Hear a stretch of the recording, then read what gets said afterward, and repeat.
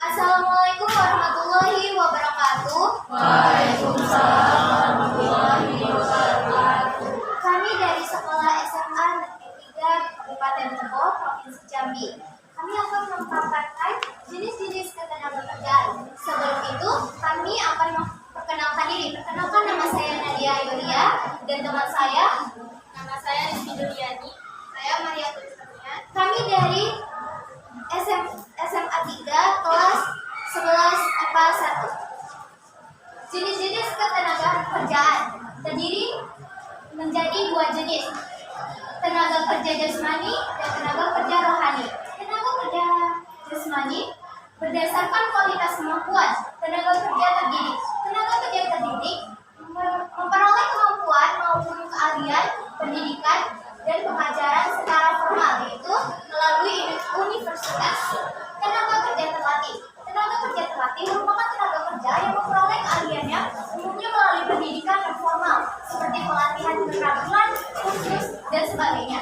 Tenaga kerja terdidik dan tenaga kerja terlatih merupakan tenaga kerja yang tidak memiliki keahlian dan pendidikan secara khusus.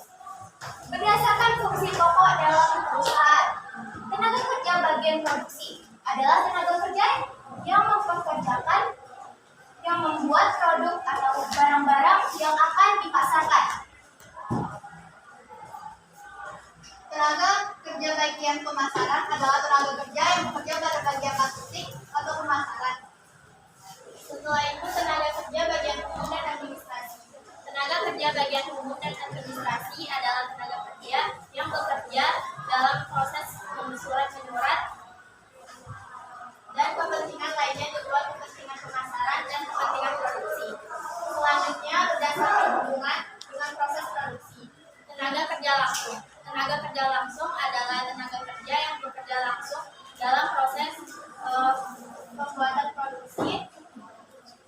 Sebagai contoh, tukang kayu yang bekerja langsung di industri mebel. Selain itu tenaga kerja tidak langsung. Tenaga kerja tidak langsung merupakan tenaga kerja pegawai yang tidak terlibat secara langsung dalam proses produksi. Berdasarkan kegiatan departemen di dalam perusahaan yang terbagi menjadi dua, yaitu tenaga kerja departemen non produksi dan tenaga kerja departemen produksi. Tenaga kerja departemen non produksi biasanya tidak berhubungan langsung dalam prosesnya produksi, sedangkan tenaga kerja departemen produksi biasanya berhubungan langsung dalam prosesnya produksi. Tenaga kerja rohani adalah tenaga kerja yang bekerja dalam bentuk lebih menggunakan pikiran, ide, dan sebagainya. Contohnya seperti manajer, direktur, mandor, dan sebagainya. Tenaga kerja jasmani dan tenaga kerja rohani memiliki beberapa kesamaan.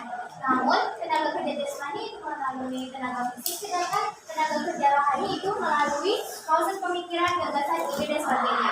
Contoh-contoh dari pekerjaan ini semua juga sama saja. Seperti ini, tenaga kerja bagian produksi, dia juga menggunakan tenaga fisik, proses pemikiran, gagasan, ide, dan sebagainya. Tenaga kerja langsung seperti ini, tukang kayu.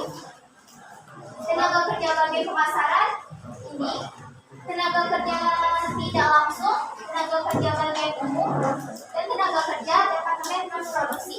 Baiklah, sekian dari kelompok kami. Maaf apabila ada kesalahan dan kata-kata yang tidak mengenakan atau kurang. Kami akhiri. Wassalamualaikum warahmatullahi wabarakatuh.